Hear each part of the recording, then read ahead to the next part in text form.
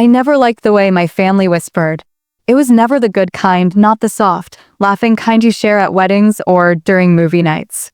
No, the Caldwell whispers had sharp edges, tucked behind tight smiles and clinking glasses, always delivered just loud enough to slice the air but quiet enough to deny. I had been the subject of those whispers my whole life. But I never thought my daughter would be next. It was early December when it happened, a Saturday afternoon at my parents' sprawling country estate. The Caldwell family holiday brunch had become an annual tradition. White tablecloths, crystal punch bowls, cousins in their red velvet dresses, and overcooked prime rib prepared by an overpriced caterer. I had only started attending again recently, for Ruby's sake. My daughter, 8 years old and all heart, adored Christmas lights, and even more than that, she adored her family. Or at least, the idea of them. She still believed family meant love. I hadn't broken it to her yet that sometimes family meant endurance. That day, Ruby wore her favorite pale blue cardigan with the glittery buttons and a matching bow in her hair. She held onto my hand tightly when we arrived, her free hand gripping the homemade gingerbread cookies she insisted on bringing. We made extras, she told me on the drive. So everyone can have a one. She was proud. Nervous, but proud. And I was proud too. Not of the cookies. Not of the effort. But of her courage. Because Ruby had been working with a speech therapist for 6 months. She still stuttered, especially when she was excited or anxious, but she had stopped letting it silence her. She spoke, even when it was hard. Even when she knew people would stare. Even when she knew they might laugh. It happened near the fireplace. I was in the kitchen, helping set out dessert platters, when I heard her name. Not called, whispered. She's adorable, someone murmured. But isn't it a little cruel? Letting her talk so much in front of everyone. I froze. A pause. Then laughter. Not loud. Not cruel on the surface. But I recognized the kind. Exactly. I mean, I love Marissa, I really do, but does she not realize what it sounds like? Poor thing can barely get a sentence out. I didn't turn around. Didn't speak. Didn't even breathe. Just listened. As the cousins I used to braid hair with mocked my daughter. My Ruby. By the time I reached her, she was sitting alone near the tree. Her plate was untouched. The cookies were gone, not eaten, just vanished. Probably discarded or hidden away. She didn't cry, but she looked smaller than she had that morning. Like the confidence she'd built, word by hard-earned word, had been quietly unraveled in one careless moment. I knelt beside her. Sweetheart. She didn't look at me. Just whispered, I don't want to talk anymore. And my chest cracked open. I took her home early that night. No dramatic exit. No slammed doors. Just coats sipped, cookies packed, and a polite wave to the room that never truly made space for us. Later that night, after she'd fallen asleep in her fleece pajamas, I sat alone on the couch, the hum of the dishwasher in the background. And for the first time in a long time, I didn't feel powerless. Because the truth was, they had made one big mistake. They forgot who I had become. They still saw me as the soft one, the single mother, the girl who left the family business and never looked back. But they didn't know what I'd been building. They didn't know the clients I had, the contracts I'd negotiated, the equity I had acquired quietly, strategically, patiently. They didn't know I had just bought the entire event company that organized the Caldwell Foundation Gala every spring. And this year I wasn't just attending the gala. I would be hosting it. And when the lights dimmed, and the stage glowed, and every Caldwell, cousin, and critic turned to listen, it would be Ruby's voice they heard. Clear, proud, and unforgettable. The first call I made the next morning was to Lauren Reyes, managing director of Argent and Elm Events. She had no idea that I owned 40% of the company. The deal had closed just 3 weeks earlier, a strategic investment I'd made through a private acquisition firm. Clean. Silent. Legal. I told her I wanted to meet. Is this about the Caldwell Foundation Gala? She asked, her tone sharp but curious. It is. We're finalizing the program this week. I smiled. Perfect. I'd like to approve the final lineup personally. There was a pause. And just like that, the tone shifted. She suddenly remembered who I was and who I now represented. The Caldwell Foundation Gala had always been my mother's pride. The one event each year where she wore her signature emerald brooch, gathered wealthy friends, and hosted charity auctions that looked more like fashion shows than fundraisers. Growing up, I wasn't allowed to speak at the gala. Too nervous. Too slow. Let your cousin Chloe handle it, she's good with crowds. That year, Chloe wouldn't be on stage. Ruby would. At our meeting, I arrived dressed in slate gray wool slacks and a high-neck silk blouse. No flashy branding. No assistant. Just presence. Lauren walked me through the current gala plans, venue, seating, keynote speakers, scripts. I waited patiently, nodding, until she reached the part about award presenters. Typically, the foundation selects 2 teens from within the Caldwell extended family to announce the Youth Scholarship Awards. It's tradition. I held her gaze. We'll be changing that tradition. She blinked. I'm sorry. This year, only 1 child will present the awards. Her name is Ruby Caldwell. She's 8. 8, she said, startled. Most of the kids who present are teenagers. I'm aware, I said evenly. And this year, Ruby will be the exception. She opened her mouth, probably to object, but paused. I leaned in. I'm not asking, Lauren. I'm confirming. That evening, I took Ruby to her favorite corner cafe. We sat in the same booth we always did, the one with the wall full of Polaroids and the wobbly napkin holder. She sipped her hot chocolate, her small fingers barely wrapped around the cup. I was thinking, I said gently, would you want to help me with something special next month? She looked up. It's the Caldwell Gala. You'd get to speak. On stage. With a microphone. Her eyes widened. And then me? Yes, you. Because you're brave. And you have something important to say. Her shoulders hunched slightly. What if I mess up? I reached over and tucked a loose curl behind her ear. You won't. And even if you do, you'll still be the most powerful person in that room. Over the next few weeks, we practiced. Every afternoon, for 15 minutes, she stood at the foot of my bed and read from short poems, tongue twisters, and eventually, the gala script. She stumbled sometimes. Paused. Restarted. Looked at me with frustration in her eyes. But each time I reminded her, there is no timer. Only truth. Speak your way. And slowly, her voice grew steadier. Not faster. Not perfect. Just stronger. Meanwhile, I had Lauren send out the official gala invitations. And there it was, bold, elegant, undeniable at the bottom of the program card. Youth Scholarship Awards presented by Miss Ruby Caldwell. No one questioned it. Because no one yet knew what was coming. The week before the gala, my mother called me. I heard Ruby is speaking this year, she said, her tone carefully measured. She is. There was a long pause. Well, I just hope she doesn't get too nervous. She won't. She's very young. She's very ready. Do you think that's wise, Marissa? All those donors. Mom, I said, calmly cutting her off, I didn't ask for your opinion. I made a decision. It's final. Another pause. I could almost hear her swallow her pride. Well, then I'll see you there. As I hung up, I glanced at Ruby's note cards on the kitchen table. Each word handwritten. Each pause intentional. They had mocked her voice. But in just 1 week, that same voice would echo through the chandelier-lit ballroom. And there would be no one left whispering when it did.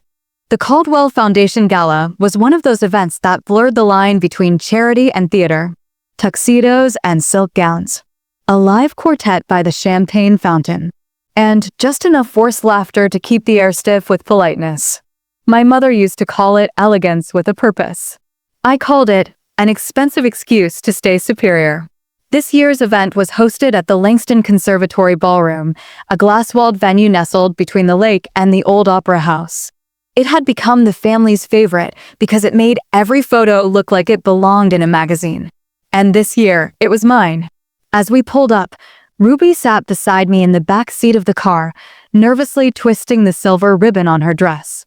Her name had been added to the guest list, her seat pre-assigned at the table of honor. Not a child seat. Not tucked in the back. Front and center. Where they'd all see her. She glanced up at me. "Did you think they'll laugh again?" "No, sweetheart," I said, squeezing her hand. "They'll listen." Inside, everything was as perfect as my mother would have demanded. White orchids on every table, gold place cards, and the lighting just dim enough to make everyone look younger. I saw Chloe first, in a crimson gown too dramatic for her age, flanked by my aunts and a few bored-looking cousins. Her eyes scanned the room, caught Ruby standing next to me, and narrowed slightly. She recognized the dress. It was the one Ruby had tried to wear 2 years ago at Christmas, when Chloe said, "Maybe stick to something simpler." That one's a bit much for her. I had kept it. And tonight, Ruby wore it beautifully. As I walked Ruby to her seat, I caught murmurs. "Isn't that Marissa's daughter? She's presenting? That can't be right. Are they letting children present now?" I didn't acknowledge any of them, because it wasn't about their approval. It was about her presence. Backstage, before the presentation began, I helped Ruby review her note cards one final time. She looked at me, small and serious. "What if I forget?" Then pause. Smile. And keep going. "What if I stutter?" I crouched to her level. "Then you'll be doing it with more courage than anyone else in this room." She nodded, clutching her cards tighter. "I'm all ready," she whispered. And I believed her. 30 minutes into the gala, after the dinner plates were cleared and the wine was poured, the lights shifted. "Ladies and gentlemen," the MC announced, "please welcome this year's Youth Scholarship Awards presenter, Miss Ruby Caldwell." The ballroom fell quiet. She stepped onto the stage. Small, still, unshaken. She stood behind the podium, cards in hand. The microphone adjusted to her height. Then she looked up and began. Good evening, everyone. My name is Ruby C. Caldwell.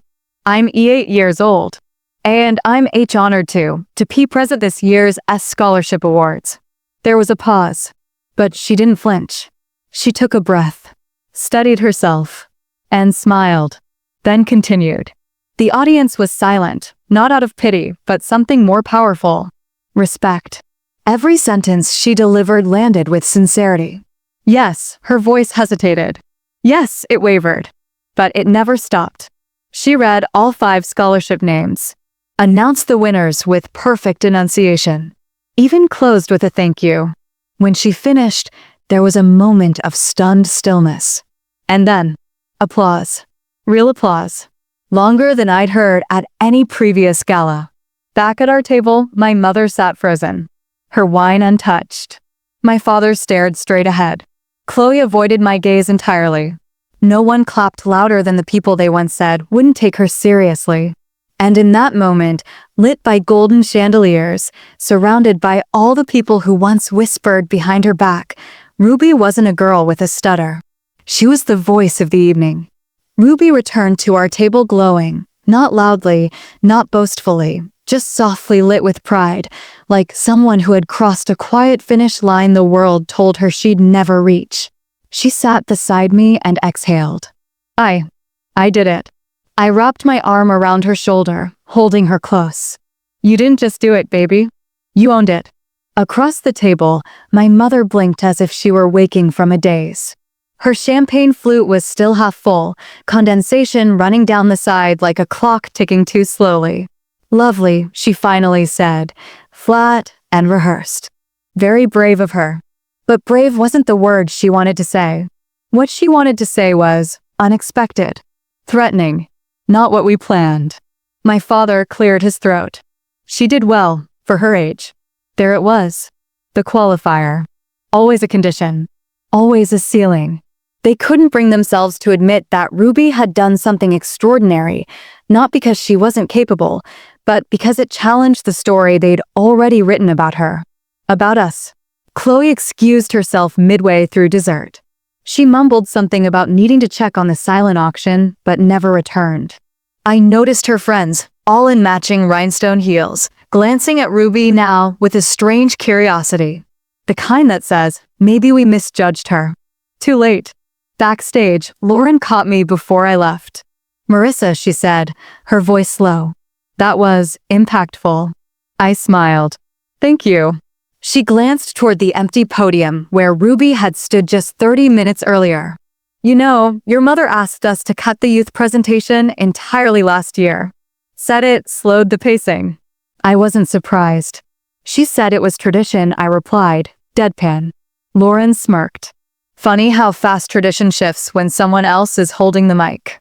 At home that night, Ruby curled up on the couch, still in her gala dress, the glittery ribbon sliding from her ponytail.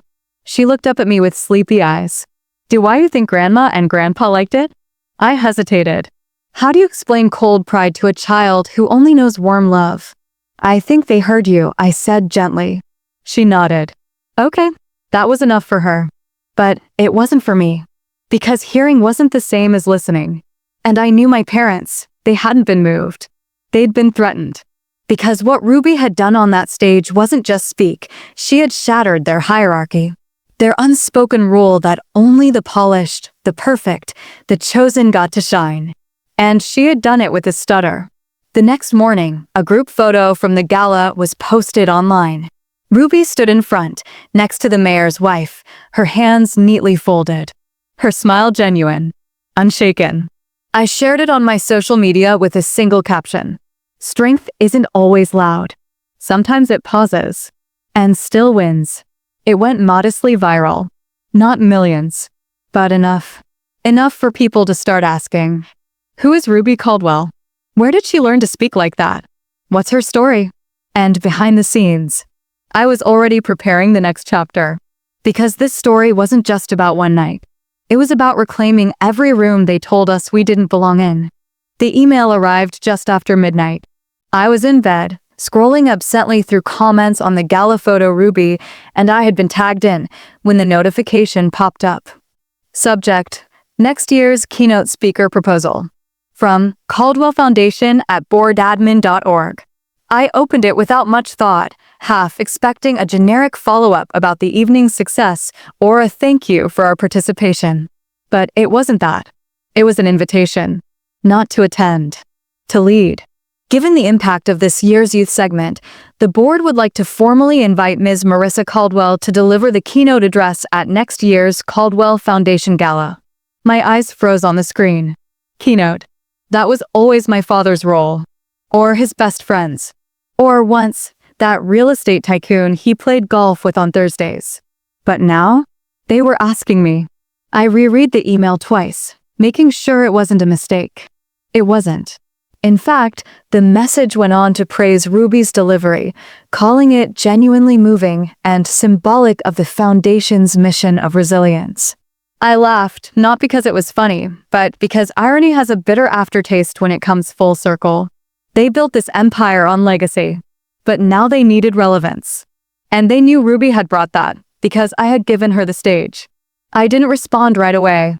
I let it sit there, glowing in my inbox like a quiet power card.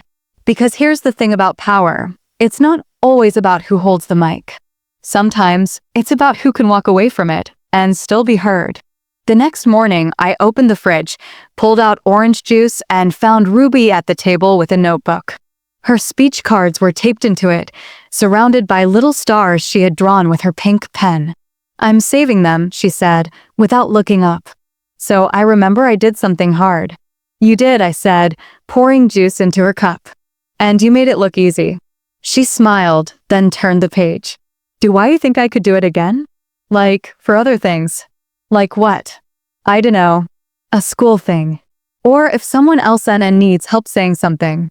I walked over and kissed the top of her head. You can do anything you want with your voice.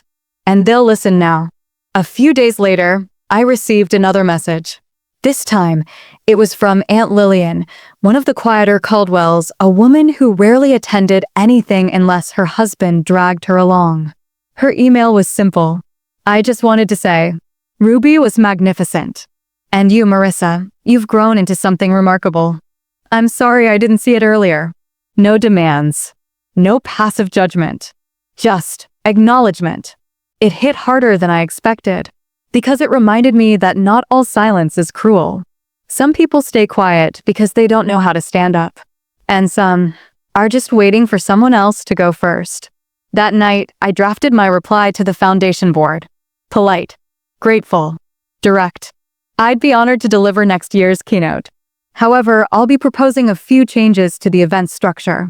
Specifically, I'd like to include a segment on childhood advocacy and education inclusivity, and I'd like Ruby to co-present with me. It wasn't a request. It was a declaration. Because now, they needed us. And for the first time in generations, the Caldwells didn't control the narrative. The board of the Caldwell Foundation didn't meet, they dined. Always at the same restaurant, Valancourt, a candlelit French bistro with more imported wine than sincerity. It was a place for appearances. Deals made in the pauses between courses. Smiles sharpened over creme brulee. That night, I was invited to join them, not as a guest, but as the keynote speaker. And more importantly, as someone they now needed to impress. I arrived 15 minutes early, as I always did. Power, I'd learned, lives in stillness, not in strutting through doors, but in being already seated when others walk in. I wore a midnight blue sheath dress. Simple, elegant, not too loud, but unmistakably firm. My hair was pinned up, my voice rehearsed only in tone, not content. Lauren Reyes was already there, seated at the center, flanked by two older board members I barely recognized. Marissa, she stood up, offering both hands. So glad you could join us. I shook them. Thank you for having me. Dinner began with small talk. The weather. The venue's new lighting design. Someone's grandson getting into Stanford. I didn't rush the conversation. I let it breathe. Because the longer they circled, the more obvious it became that they were building up to a single, careful question. How do you plan to approach your keynote? When it came, I set down my wine glass and folded my napkin slowly. I plan to begin with a story, I said. Not mine. Ruby's. A few smiles tightened. One board member, Alan Riker, if I remembered correctly, cleared his throat and glanced at Lauren. Do you think that's wise? He asked politely. It's a very emotional direction. I smiled. Exactly. I outlined my proposal. The theme, resilience isn't always loud. A segment dedicated to children facing invisible challenges, speech, neurodiversity, learning differences. A stage shared by youth who rarely get microphones. And Ruby, opening it. Lauren leaned forward, intrigued. And how will the audience respond? I met her gaze. They'll listen. Because this time, it won't be about donors or champagne or who wore what. It will be about courage they can't imitate and stories they'll remember. Alan shifted uncomfortably. Some might feel excluded. And some of us have felt that way for years, I replied softly. This is inclusion, not replacement. The conversation that followed was quieter, more thoughtful. I could see the calculation behind every nod. They were weighing tradition against relevance. And relevance was winning. Before dessert, the vote was informal, but unanimous. They approved the revised program. Ruby would co-present. The theme would change. And the keynote was mine. As we walked out into the night air, Lauren lingered by the valet stand. You do realize, she said, your mother isn't going to be happy about this. I glanced up at the sky. Stars like pinpricks in velvet. Quiet. Unbothered. She never is, I said. But she'll be there. Lauren smiled. Front row. No, I said, my voice calm. Third. I saved the front for those who never got to sit there before. At home, Ruby was asleep, one arm tucked under her cheek. Her notebook lay beside her pillow, the page open to a new drawing, a microphone surrounded by stars. I kissed her forehead, whispering they said no. But we said louder. And tomorrow? We'd say it again. Together. By the end of the week, the new Gala program had been finalized, printed, and emailed to the board and all confirmed attendees. And that's how my mother found out. Not through me. Not through a conversation. But through a formal email from the foundation she thought she still controlled. I was brewing coffee early that morning when the call came in. The name lit up on my screen like a small emergency. I let it ring 4 times before I answered. Hello, Marissa. Her voice was clipped. I just read the program. I figured you had. Ruby is co-presenting? Again? Yes. And you're changing the theme? Yes. Silence. Then a sharp exhale. You didn't think to speak to me about this? I sipped my coffee. No. She paused. I could hear the simmer behind her words. Years of habit held her back from yelling. Caldwell's didn't raise voices. They raised expectations, then punishments. This gala was built on legacy, she said, slower now. On tradition. And that tradition excluded people like Ruby, I replied. That ends this year. You're making it about you. No, I said, my tone even. I'm making it about us. The ones you never let speak. There was another pause. This one longer. Then she simply said, fine, and hung up. I didn't hear from her again for 3 days.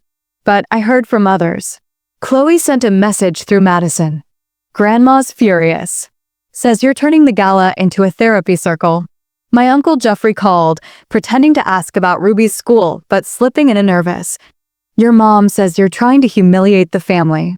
Humiliate? What they couldn't see or refuse to was that visibility isn't humiliation. It's liberation. But people who've never had to fight for a seat at the table often mistake equality for attack. Ruby, on the other hand, was blossoming. Every afternoon, she practiced her script.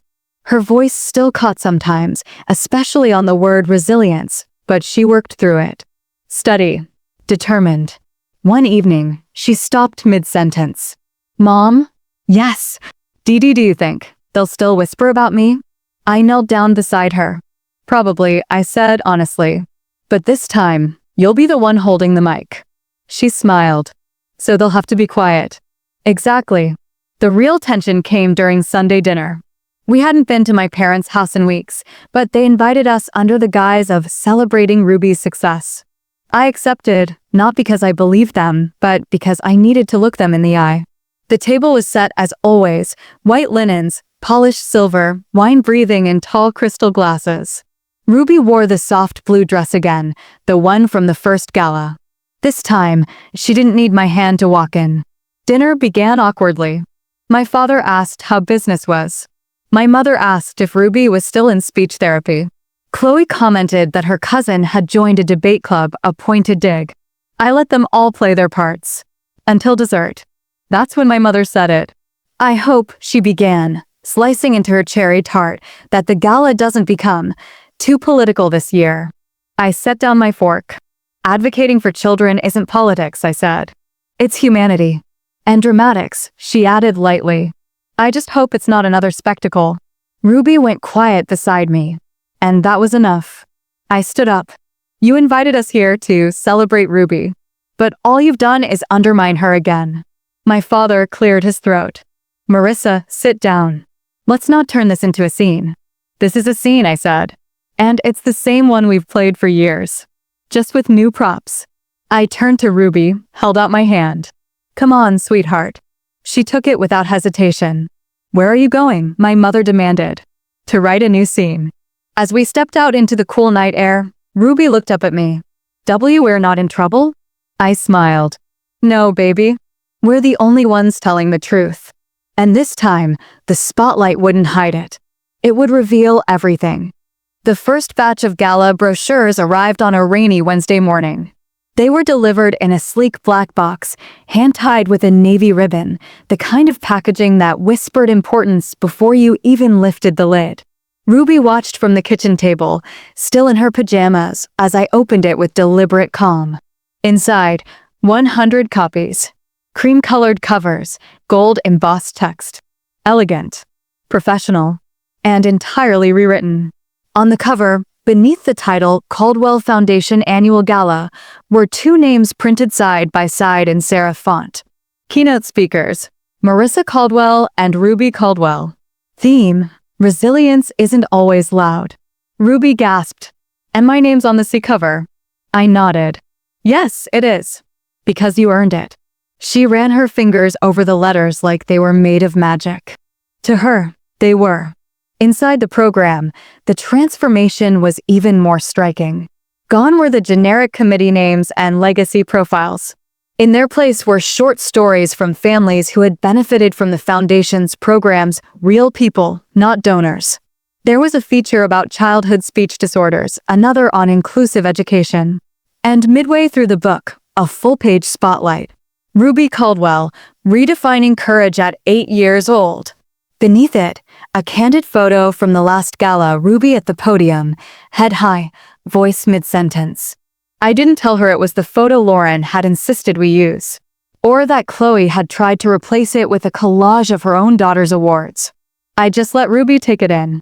We spent that afternoon preparing individual packages, one for each board member, one for every extended family household, and one specially addressed to Evelyn Caldwell, my mother. I knew how she would open it, not with curiosity, with calculation. Because the cover alone said what I never had to say out loud. The power had shifted. The fallout began 48 hours later.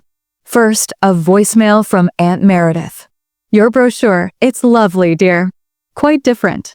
Surprising, actually. I think the direction is bold. Then a clipped email from my cousin Brooke.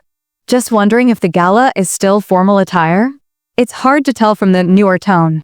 And finally, a phone call from my mother. No greeting. Just, you're making a spectacle of her. I kept my tone cool. No, I'm giving her space. She's 8, Marissa. She's 8. And braver than anyone sitting in the front row. There was a pause. Then, unexpectedly, she does look confident. In that photo, it wasn't approval. But it wasn't dismissal either. It was the closest thing to uncertainty I'd ever heard from her. And I intended to let it grow. The night before the gala, Ruby stood in front of the mirror, holding her dress up to her chest. She looked taller than she had last month. Not physically, but lighter, straighter. Mom? Yes. Do you think G-Grandma will clap this time? I knelt beside her. Maybe. But even if she doesn't, everyone else will. And that's more than enough.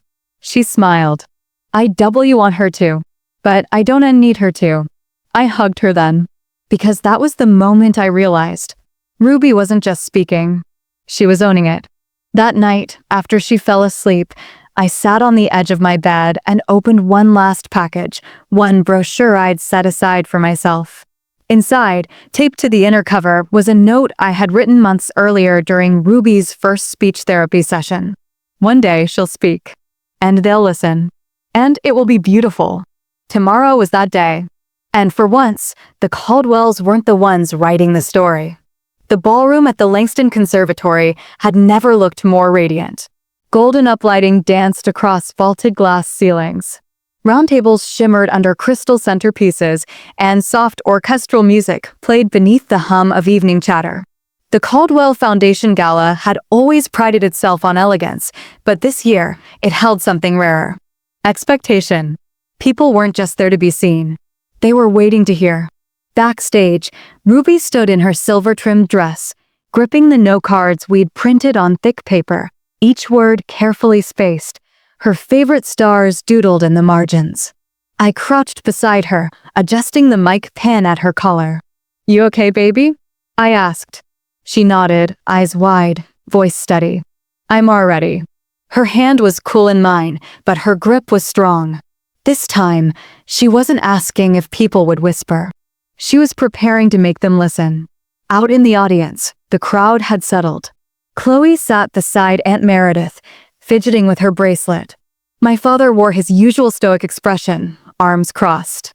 And my mother, Evelyn Caldwell, sat like a sculpture, perfect posture, chin slightly raised. But I saw it. The tightness in her jaw. The unblinking stare toward the stage. She was bracing. For what, she didn't yet know. The lights dimmed. The MC stepped forward. And now, for the keynote presentation, a mother and daughter who've redefined the meaning of strength in our community. Please welcome Marissa and Ruby Caldwell. Applause began softly. A few polite claps. Then it grew. Because when Ruby stepped into the light, something shifted. Not because of her dress. Not because of the spotlight. But because she looked sure. We stood together at the podium. I spoke first. Good evening. My name is Marissa Caldwell, and I am honored to be here tonight. But this time, I won't be the only one speaking. I turned to Ruby. She took a deep breath, then stepped forward. Hi. And my name is Ruby Caldwell, she began, her voice trembling, but not with fear, with conviction. I doubly want to tell you about my voice, and why I speak, even when it's hard. You could have heard a pin drop. Every eye in the room fixed on her. Every fork, every whisper, every breath paused. Because Ruby wasn't just reading. She was reclaiming. She told them about speech therapy. About feeling embarrassed. About people laughing when she got stuck on her words. She even told them about the cookies, the ones she brought to the Christmas brunch 2 years ago. Ella left them on the tea table, she said softly. But no one took any. Because they didn't want to hear me explain them. Even I wasn't ready for that. My throat tightened. But she kept going. But then, my mom said, my voice matters. Even when it's quiet. Even when it stutters. Even when it waits. She turned toward me. Smiled. And now I know she's right. She finished. Stepped back. Silence. Then thunder.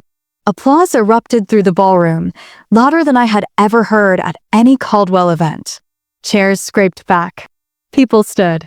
Even board members were clapping with both hands. And then, slowly, deliberately, Evelyn Caldwell stood up. Clapping. Expression unreadable. But standing nonetheless. Later, after the speech, as servers cleared dessert and the band began to play again, I caught glimpses of what had changed. Guests walked up to Ruby. They knelt to her height. They shook her hand. They thanked her. And Ruby? She answered each one with grace. No shame. No shrinking. Just calm, confident clarity. In a far corner of the ballroom, I saw my mother watching. Alone. Her arms folded, her emerald brooch catching the light. For once, she wasn't surrounded by admirers. She was silent. Because Ruby had spoken. And for the first time in our family's long, tangled history, someone else owned the room. The morning after the gala, the air felt different. Not lighter. Not quite heavier either. Just still. It was the kind of stillness that follows a storm, not destruction, but change.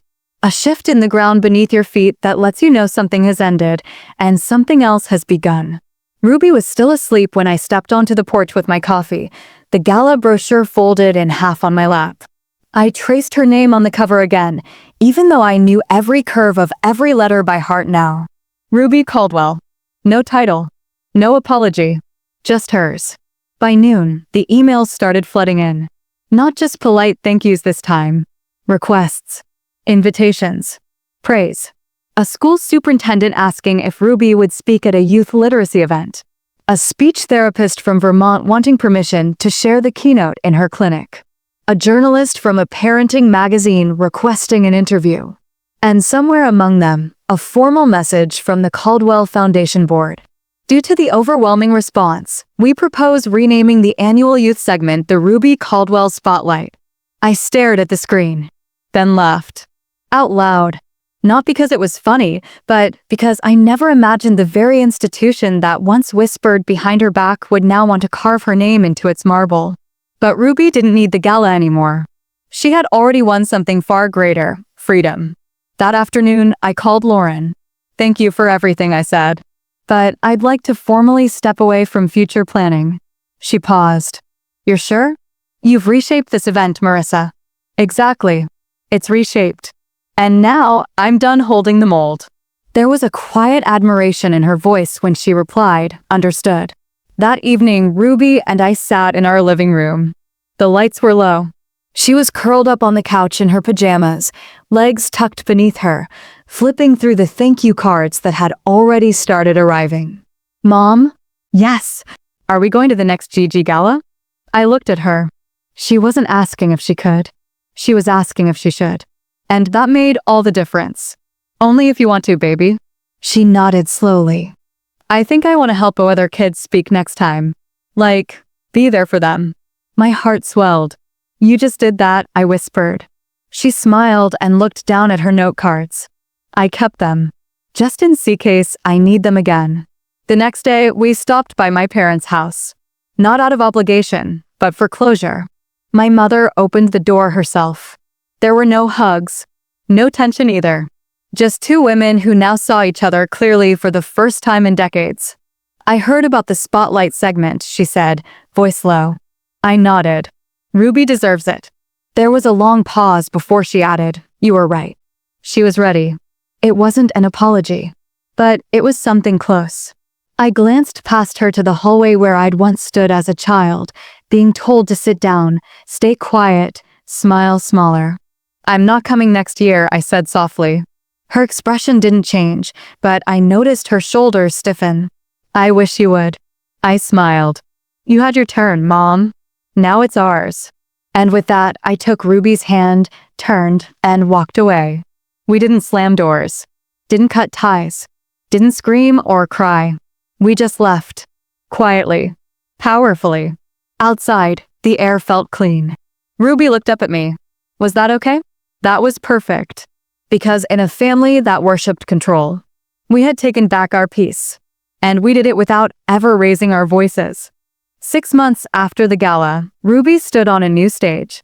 This one wasn't made of polished oak beneath crystal chandeliers.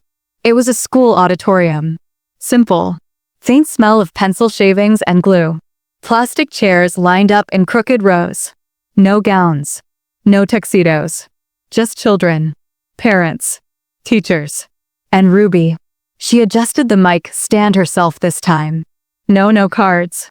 No trembling hands. Just her voice. The event was called Voices of Courage, a small showcase organized by her speech therapist, Ms. Eliza, for students across the county who faced communication challenges. Some had stutters.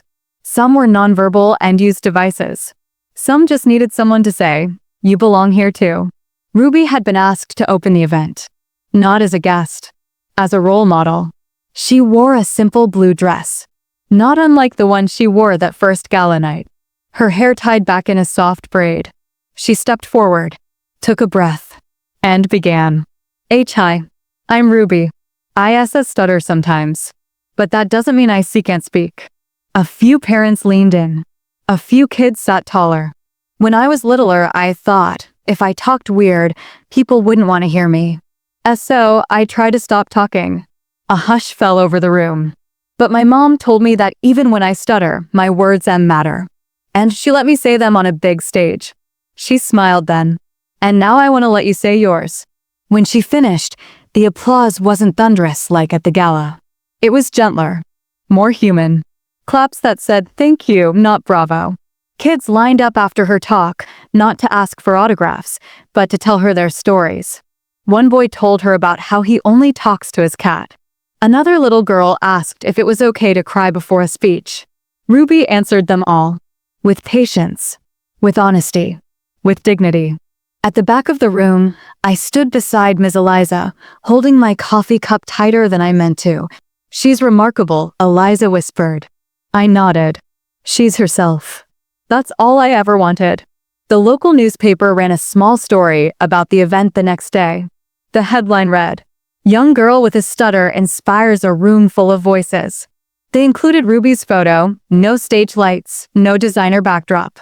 Just her, crouched beside a shy kindergartner, smiling gently as she helped him pronounce the word brave. Because that's what she had become. Not the loudest. Not the most perfect. But brave. That evening, Ruby crawled into my lap as the sun dipped below the window. "Mom?" "Yes, baby." "Is today good?" I wrapped my arms around her. Today was everything. She rested her head on my chest. "I like letting other kids talk. You give them space." She nodded. "I think I want to be a teacher someday. For kids like me." My heart squeezed. "Then that's exactly what you'll be." Somewhere along the way, we stopped needing validation from the Caldwells. Their world, so tightly wound in status and control, had grown quieter. Because power, when it's real, doesn't need to shout. And Ruby had built her own stage. One where every voice mattered. Even the ones that stuttered. Especially those. The next Caldwell Foundation Gala came and went without us. We stayed home that weekend. Ruby baked lemon cookies from scratch, the same recipe she once brought to a Christmas brunch and left untouched on the table. This time, they were devoured by neighbors, classmates, and a few teachers who stopped by just to see her. No velvet ropes. No guest lists. Just warmth. And laughter. Aunt Meredith sent a photo from the gala that night. Ruby and I appeared in it, not in person, but framed in a slideshow during a speech. The caption read, in honor of those whose courage redefined our voice. It wasn't just a tribute. It was a quiet surrender. The Caldwells had finally realized the power they spent decades hoarding couldn't match the strength of a girl who spoke on her own terms. Weeks later, we received a package. No note. Just a thin, flat box with our names handwritten in careful cursive. Inside, a framed invitation to the gala. Our last name etched in silver. And beneath it, one word. Legacy. I almost laughed. Not out of mockery, but peace. Because for once, they got it right. Life returned to its quiet rhythm. Ruby started a small podcast with help from her teacher, just her and a few classmates, sharing stories, practicing confidence, laughing at tongue twisters together. She named it, Say It Anyway. And somehow that name said it all. One afternoon, as we walked through the park, she tugged at my sleeve. Mom? Do you think people remember the SS speech? I paused. I think they remember how they felt. And that matters more. She nodded, then asked, Do you? I stopped walking, turned to face her. I remember every word. She beamed, not because she believed me, but because she knew I meant it. In a world that once dismissed her for pausing too long, Ruby had taught others that courage isn't about volume. It's about truth, and presence, and saying the thing even when your voice shakes. Years from now, they may forget the chandeliers, the centerpieces, even the name Caldwell. But somewhere in that history, there will be a little girl in a silver dress, standing tall behind a microphone, changing everything, not with noise, but with the quietest victory.